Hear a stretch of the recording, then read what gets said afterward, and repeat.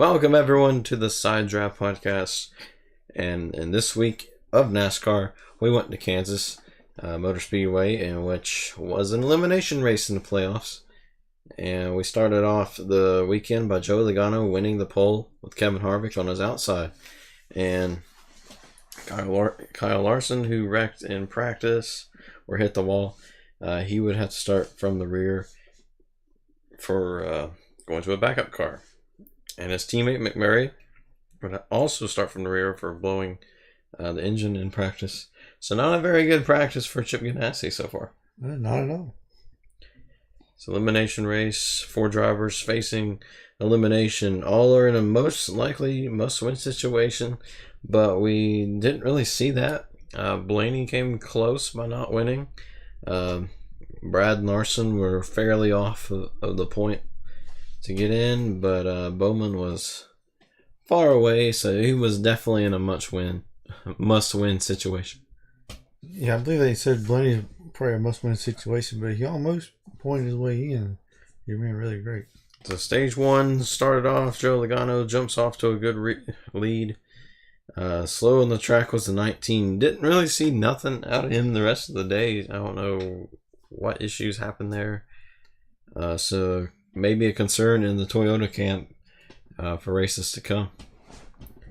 Bowman would get some damage because he went into the wall after he started to go slow, went right into the wall, and Bowman just nicked him just a little bit. And Blaney and Harvick would chase Logano. They'd all be within a second to 3 seconds within each other. So we had a nice battle heating up there with the Fords. Bowman would get into the wall while fighting with Kyle Busch. He was trying everything he could to stay up with Kyle Busch. Maybe race for the win, use some strategy there. Just didn't end up happening for Bowman.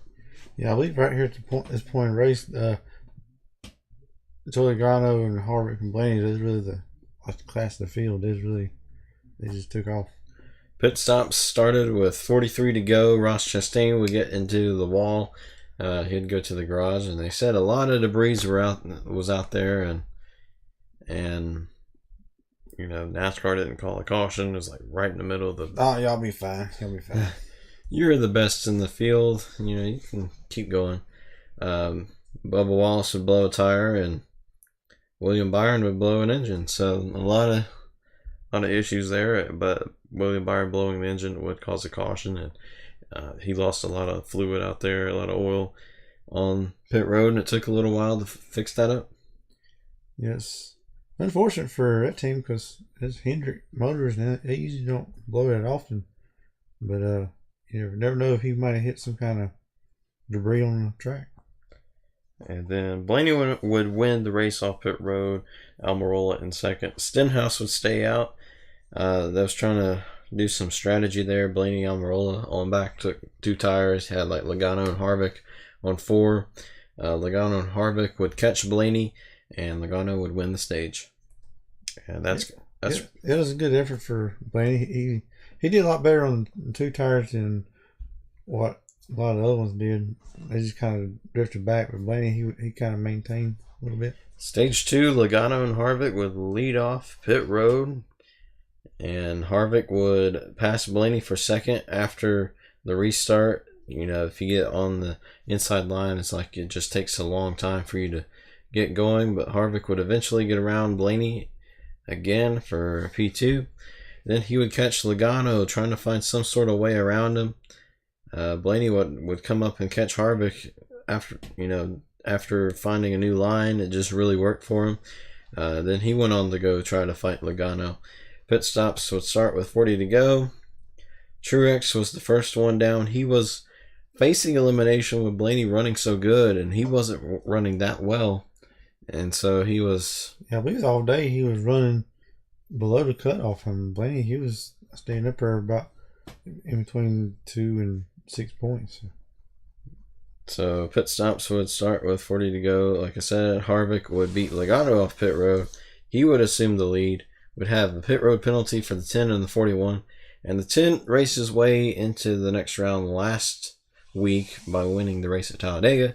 while Kurt Busch, he's on the face of that where he is, facing elimination, and that did not help him at all. And some damage to the 21 car with the 6 car on the pit road. They just had some miscues there, and that ruined a great run by the 21 of Paul Menard. Yeah, Paul Menard's running pretty good. He's in the top 10, running really good. And after that damage, you just didn't really hear much about him the rest of the day. And Keselowski stayed out, trying to gamble his way into the next round. Brad would eventually run out of time. The caution didn't come out. We didn't see any cautions besides Byron blowing the engine. Yeah, I believe all the cautions was in the Xfinity race. Yeah. It's crazy. We had like a wild Xfinity race, and this race was really calm. Nothing really happened. And then Paul Menard would blow a tire. Just his day is done at that point. He's just trying to get to the finish. Harvick would cruise to win stage 2, and that would ensure that he and Kyle Busch and Joey Logano clinch a spot in the next round. So it doesn't matter if they win this race or not. They're just trying to win the race to get momentum or get extra playoff points. But with Harvick's playoff point there, he is 1 point away from the lead going into the round of 8. So just watch out for Harvick in the next round. Stage 3 would start. Pit stops. Kevin Harvick win the race off pit road. So it seemed like the pit crew, the 4 crew, have been really good. Normally the 18 and the 22 were the best on pit road, but it seemed like the 4 crew made a lot of gains, and they really showed how it was done. Maybe they'd been doing some work on getting a lot better on pit road. Great stop for Chase Elliott, and that eventually won him the race, because Chase was like, he was like in the back end of the top 10, and Kyle Larson also was in that situation. They just had a great pit stop, but on the other side of that, bad pit stop for Joey Logano. Logano was pretty equal with Harvick on the short runs, and then now he's going to be deep in the field. It's going to be hard to recover from that. Yeah, it seemed like Logano's car really liked the clean air. He would really take off. But once he got back in the pack, he just kind of just stayed there. Yeah, and Kyle Busch would be one of the fastest cars if they start to bunch up. Chase Elliott would eventually pass Ryan Blaney in second, and Kevin Harvick would be leading. It seemed like Chase and Harvick had fairly equal cars with the track conditions towards the end of the race, because like Chase Elliott wasn't really one of the contenders all race, and all of a sudden great pit stop, clean air, and then now you're in the battle for the win. So after that, we had an intense battle with Kyle and Kyle. I believe Kyle Larson got in the wall a few times in that battle. And then we had Ryan Blaney get into the wall battling for third, and Kyle went around. So Blaney's day of dominating just disappears. Yeah, once he got kind of loose and hit the wall a little bit, it seemed like his car wasn't the same after that. So pit stops would start with 55 to go.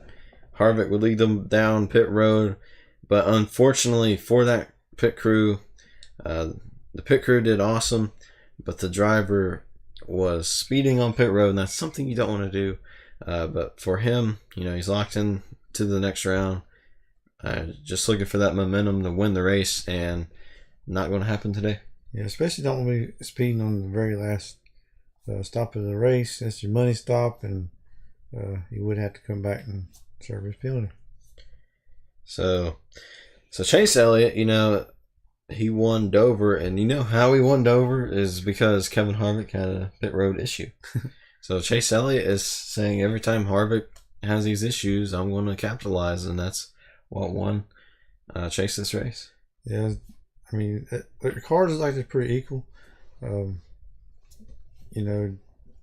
Anytime you can capitalize when one of the big 3 messes up, and it's good to take over. Yeah, I don't think anyone has caught the big 3 in terms of speed, but it just seems like the big 3 just keeps messing up.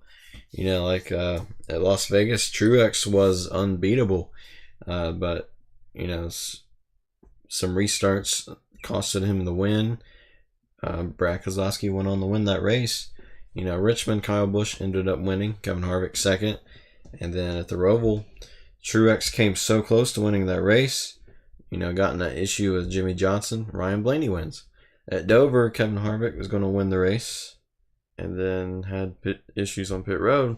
And then Talladega's, and then we had this issue here at Kansas. I don't think the big three has disappeared. They just had bad luck the past few weeks. It's had some little hiccups. So, a lot of the announcers, broadcasters were saying, oh, the big three's done. Chase is here. He just capitalized. These wins really reminded me of Brad Keselowski's wins. Capitalize and use some pit strategy.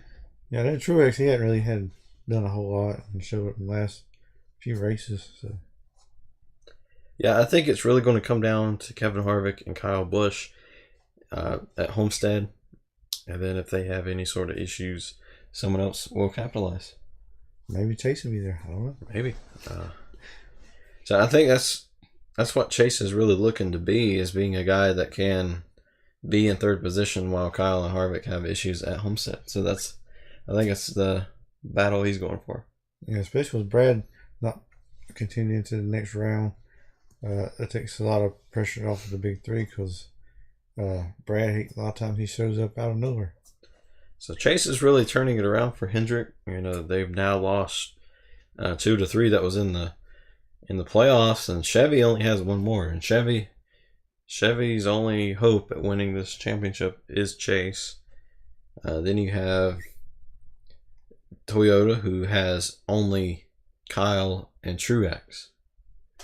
And then you look at Ford, who do they got? They got like everybody. Yeah. They have all of the Stewart Haas guys, and also one guy from Penske. It's looking really good for Ford, but there is still a possibility that they won't make it. Who knows? So with that, Chase Elliott wins the race. Brad Keselowski, Ryan Blaney, Alex Bowman, and Kyle Larson are all eliminated. Yeah, I hate it for Ryan Blaney. He comes so close and tries so hard. Just come up a little short at the end. And it's really strange for Brad Keselowski to be among these drivers, because he came into the playoffs with the most momentum. He won 3 in a row, got the 500th win for Penske, and then the team dropped the ball at Talladega, I think, and that's what. Yeah, with Almirola wrecking Brad at Dover, that really hurt him in points, and then the issue with running out of gas at Talladega, that just done him in, and then today he really didn't really gain a whole lot of points, so I guess his momentum ran out. With these, it's surprising that Brad got eliminated. Blaney won in the playoffs, won the Roval, and he had momentum coming into this round, and he's among these eliminated. And Bowman, I did expect him making it to this round, but he did a great job, and maybe learned some things for next year. Kyle Larson, though, I don't want to say I expected him to get eliminated, but he just hasn't had the speed. He was there at the end of this race, but he's only there once in a while. I think if that team can work on some consistency, they'll be right there with the big three. Yeah, and I just think Ryan Blaney, if they would have got gas in Talladega and maybe got finished up a little close to the front, then who knows what the day would have brought. All he needed was 5 positions. So if he would have gained those extra 5 positions at Talladega, he would be in to the next round. Yeah, I know he was a little down on himself, trying too hard, getting the wall, but he did a great job and did what he had to do, and ain't nothing he can look down on. So, now we move on to Martinsville, Texas, and Phoenix.